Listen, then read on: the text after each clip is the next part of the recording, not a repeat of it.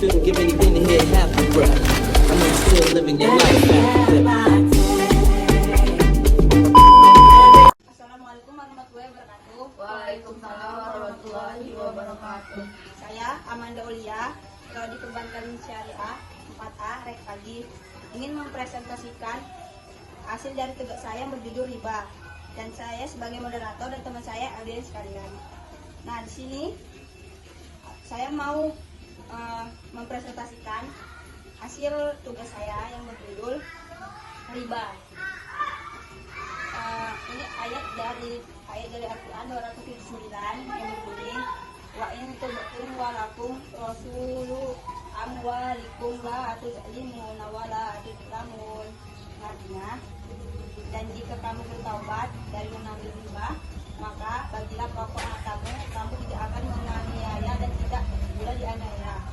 Pada ayat sebelumnya, Allah Subhanahu wa Ta'ala telah memperingati, jika kamu tidak mau berhenti dari pengerjaan riba itu, maka tanggunglah tantangan perang dari Allah dan Rasulnya. Karena ini, pekerjaan melakukan riba itu adalah salah satu pekerjaan dosa besar yang wajib dijauhi dan ditinggalkan. Karena ini, pekerjaan melakukan riba adalah satu pekerjaan dosa besar yang wajib dijauhi dan ditinggalkan. Orang yang pernah melakukan hendaklah berhenti dengan segera dan bertobat. Kalau tidak tobat, dia boleh mengambil modalnya itu kembali dengan tidak mengambil keuntungan yang didapatkan dari riba itu. Sebagai telah diterangkan pada ayat lalu, riba itu ada dua macam, yaitu riba jahiliyah dan riba nas.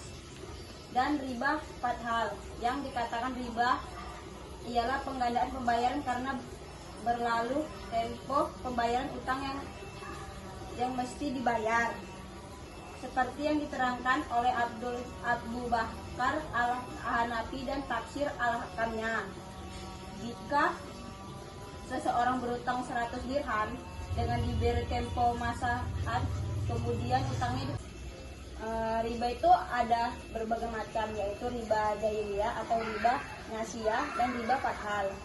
Yang dikatakan riba ialah penggandaan pembayaran karena berlalunya tempo pembayaran utang yang mesti dibayar, seperti yang diterangkan oleh Abu Bakar al-Nafi dan tafsir al-Hakam.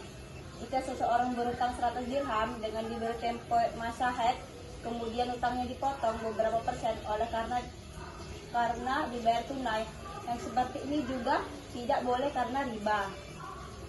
Nah, karena seseorang yang menerima untung karena tempo disebabkan riba, Sufyan telah meriwayatkan pada Humaid dari Maisarah, dia berkata, aku bertanya kepada Ibnu Umar bahwa aku berutang dengan bertempo. Kemudian orang tempat aku berutang itu berkata, lunaskan utangmu sekarang ini juga dan kepotong utangmu itu.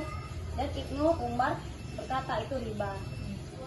Telah melarang yang demikian, begitu pula kaul Sa'd bin Jubair, Sabit dan Hakim, demikian juga kaul sahabat-sahabat kami dan hampir semua pendapat fuqaha yang lain. Menurut Abbas dan Nais, tidak mengapa yang demikian, berkata Abu Bakar. Pendapat Ibnu Abbas ini menjelaskan salah dengan dari alasan pertama. Perkataan Ibnu Umar yang mengatakan riba itu ialah dengan nama syarat, dan nama syarat itu semata-mata tauqih, mengikuti apa saja yang telah dikatakan Nabi. Kemudian sebagaimana telah dimaklumi, riba jahiliyah itu adalah karena bertempo dan tempo menambah pembayaran. Jadi pembayaran bertambah itu adalah untuk mengganti tempo, karena itu diharamkan oleh Allah dan dibatalkannya dengan firman-Nya. Dan jika kamu tobat, maka bagimu semua modal bendamu di samping itu pada ayat sebelumnya Allah Subhanahu wa Ta'ala, dan tinggalkanlah riba-riba yang masih tersisa jika kamu orang-orang yang beriman. Allah Subhanahu wa Ta'ala mengajari mereka yang melakukan sabar pembayaran, karena tempo itu dalam masalah tidak ada perbedaan pendapat ulama mengenai seseorang yang berkata utang 100, nanti akan ditambah 100. Nah, begitu. Ada yang mau nanya? Kak mau nanya, apa yang dimaksud riba?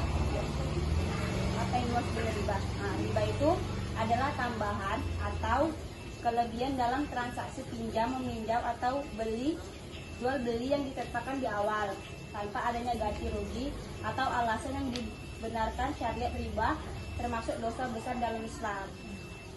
Belum nanya? Kak mau nanya, apa perbedaan riba dan keuntungan jual beli? Perbedaannya, keuntungan jual beli diperbolehkan karena berdasarkan kesepakatan dan akad yang sah. Sedangkan riba adalah tambahan yang menimbulkan kezaliman terhadap salah satu pihak. Nah, gitu. Ngerti? Ngerti. Sekian dari presentasi saya, lebih dan kurang saya mohon maaf. Assalamualaikum warahmatullahi wabarakatuh. Waalaikumsalam warahmatullahi wabarakatuh. Sekian